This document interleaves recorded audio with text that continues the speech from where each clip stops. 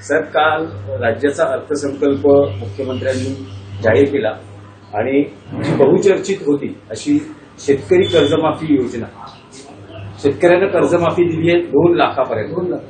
म्हणजे एक अनएक्सपेक्टेड असा, लोकांनाच आश्चर्याचा धक्का आहे.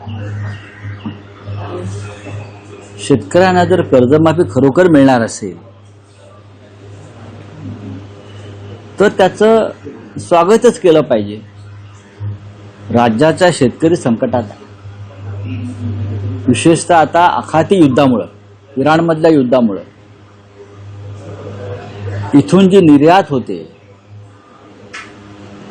ॲग्रिकल्चरल प्रॉडक्टची, ती दुबईच्या पोर्टवर, अन्य पोर्टवरती 8-8 दिवस झाले तशीच पडून आहे. माल सडतो आहे, शेतकऱ्यांचं नुकसान होत आहे.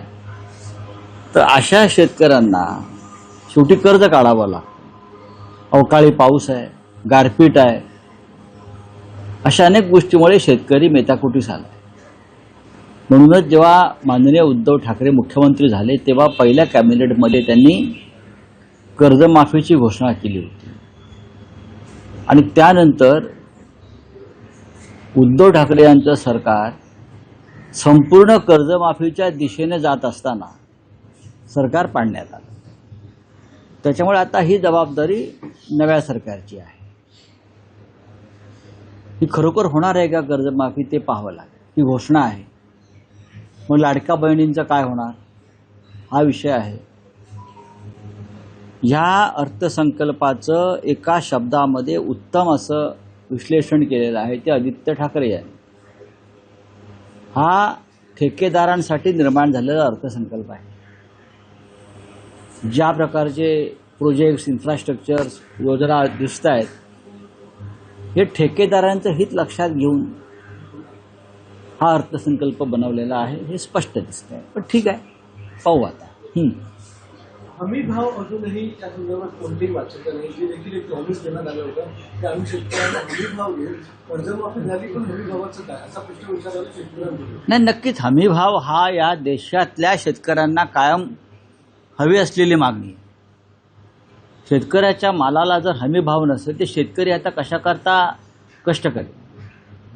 जर शेतकरी मालाचं उत्पादन करेल, मग दूध असेल, फळभाज्या असतील, अनेक गोष्टी असतील, कांदा असेल, आणि माल नाही म्हणून रस्त्यावरती आणून तो सडका माल टाकावा लागत असेल तर शेतकऱ्यांना शेतीमध्ये कष्ट का करावे, का करावे. त्याच्यामुळे हमी भाव ही नरेंद्र मोदी यांनी दिलेलं वचन आहे. पण 11 वर्ष होऊन गेली तरीही शेतकऱ्यांना अद्याप हमी भावाचं वचन ना मोदी पूर्ण करत आहे, ना देवेंद्र फडणवीस पूर्ण करत. शेतकऱ्यांना कर्जमाफी सुद्धा नको आहे. खरं म्हणजे शेतकऱ्यांना फक्त हमी भाव हवा आहे, त्यांच्या मालाला भाव हवा आहे, त्यांच्या मालाला विमा कवच हवा आहे, इन्शुरन्स हवा आहे.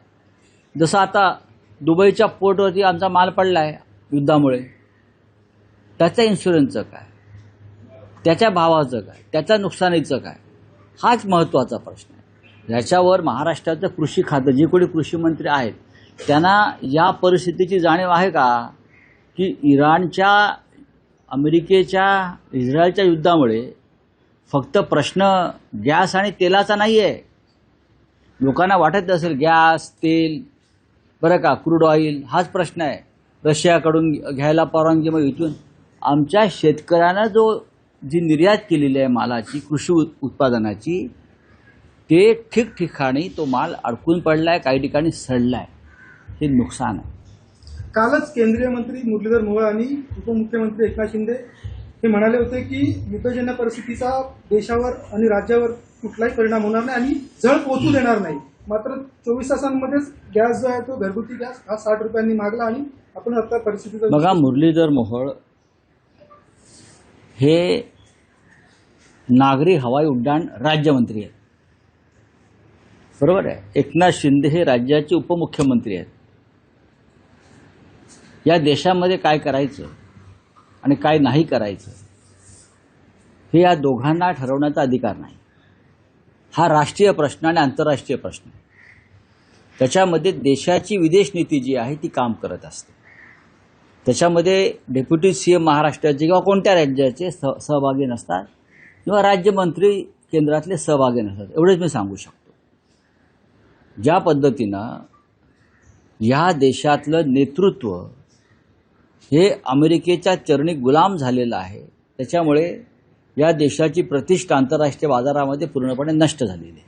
राहुल सर, एक राज्यातला विषय आहे की आता राज्यसभा निवडणुकीनंतर महाराष्ट्राला वेध लागतील ते विधान परिषद निवडणुकीचे. कालही तुम्ही भूमिका जाहीर केली, पण आता उद्धव ठाकरेंसह 9 आमदार विधान परिषदेत पुढच्या काही एखाद महिन्यात निवृत्त होत आहेत.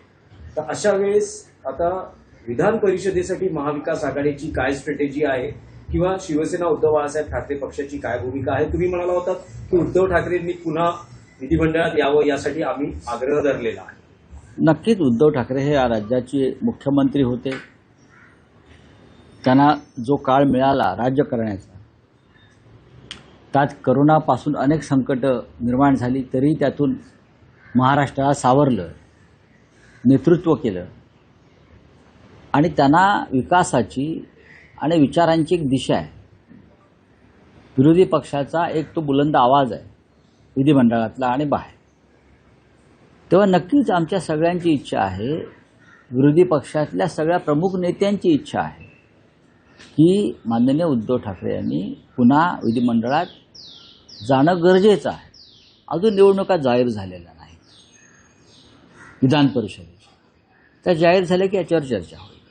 मी तुम्हाला माझं व्यक्तिगत मत सांगितलं किंवा माझ्या पक्षाचं मत सांगितलं, पण शेवटी महाविकास आघाडी एकत्र असल्यावरच हे निर्णय होतील आणि आम्ही ते योग्य वेळी घेऊ.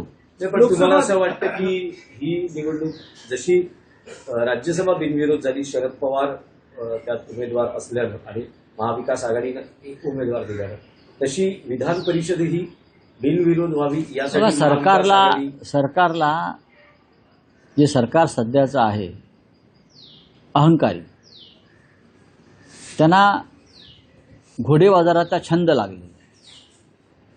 रेसकोर्सवर जसं पूर्वी लोक घोडे लावायला जायचे, घोड्यावर पैसे लावायचे, तसं या सरकारकडे भ्रष्टाचाराचा ठेकेदारीच्या माध्यमातून आलेला प्रचंड पैसा आहे. प्रचंड पैसे आहे.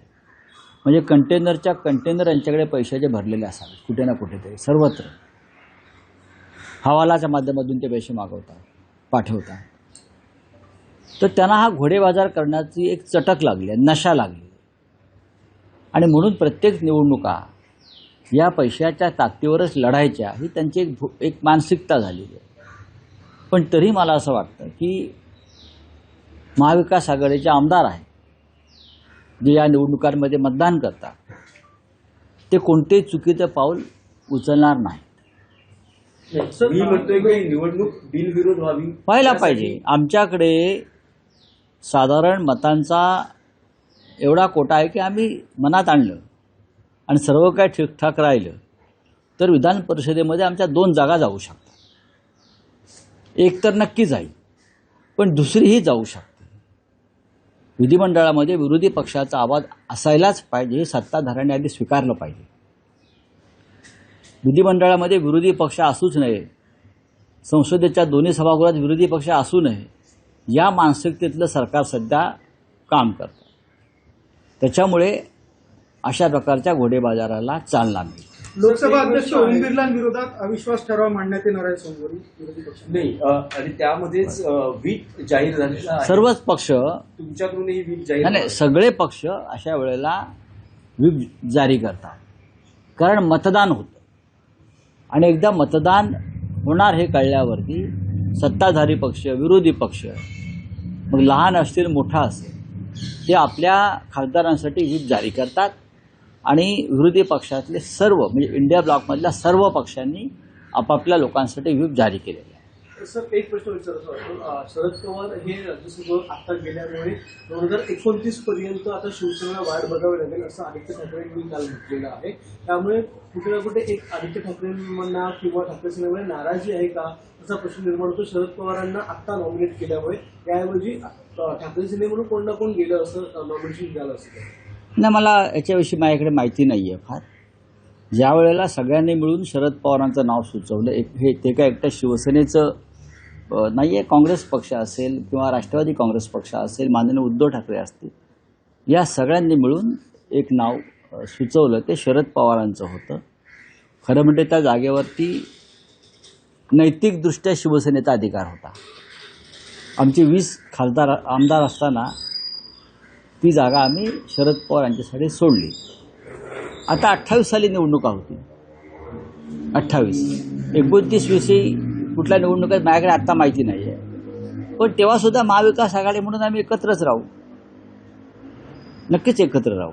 हां, नाही, पण आता साहेब रोटेशन प्रमाणे अधिकार कोणाचा असेल, म्हणजे समजा आता विधान परिषदेत नाही, वेळ आहे ना, अजून भरपूर वेळ आहे. विधान परिषदेला तुम्ही एवढा पुढला विचार पत्रकारांनी करू नये ना 2 वर्षानंतर, एवढा खरोखर एवढा लांबचा. मी आता विधान परिषदेचं म्हणतोय साहेब. पाहू ना, आता पाहू ना, माननीय उद्धव ठाकरे निर्णय घेतील, काँग्रेसचे नेते येतील, आम्ही निर्णय घेऊ.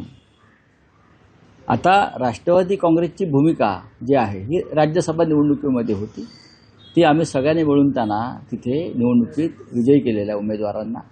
आता काँग्रेस आणि शिवसेनेमध्ये चर्चा होती. रावसाहेब, काल उद्धव ठाकरे देवेंद्र फडणवीसांचा सामना झाला, त्यावेळेला ते थांबले, त्यांच्याशी बोलले देखील. मात्र एकनाथ शिंदेसमोर जो सामना झाला तेव्हा त्यांनी त्यांच्याकडे पाहिलंही नाही. मला माहिती, मी विधानसभेत नव्हतो. सर, हिंदी में जानना चाहेंगे, देश में जो है घरेलू एलपीजी 60 रुपए से तो कमर्शियल सिलेंडर 115 रुपए से जो है महंगे हो चुके हैं आज से. देखिए, भारत के प्रधानमंत्री को उनको जवाब देना चाहिए. ये जो स्थिति पैदा हुई है, जिससे देश का गरीब और मिडिल क्लास संकट में आया है, तो देश को, ये प्रधानमंत्री को देश को बताना पड़ेगा कि ये स्थिति किस वजह से, किस कारणों से पैदा हुई है. ये सबको मालूम है, युद्ध चल रहा है, ये सबको मालूम है कि 3 देश आपस में लड़ रहे हैं और हिंदुस्तान चुप बैठा है. ये भी मालूम है कि हमने प्रेसिडेंट ट्रंप के साथ एक ट्रेड डील किया है, वो कितना भयंकर है और देश को गुलामी में ढकलने वाला है. क्या ये उसके कारण से ये हो रहा है क्या? तो देश को बताना पड़ेगा, नहीं तो पार्लियामेंट चल रहा है कल से, हम सरकार को सवाल पूछेंगे. चलिए, थैंक यू. ओम बिरला के माध्यम से भी अविश्वास करार जो है प्रस्ताव जरूर आएगा. ये वो जो प्रस्ताव है बहुत ही हम गंभीरता से ले रहे हैं. जिस तरह से ओम बिरला जी ने लोकसभा में लोकतंत्र के खिलाफ, डेमोक्रेसी के खिलाफ अपनी भूमिका सामने लाई, तो ऐसे में हमारे पास एक ही हथियार होता है अपोजिशन के पास, उनके खिलाफ अविश्वास प्रस्ताव लाकर चर्चा करें. Thank you.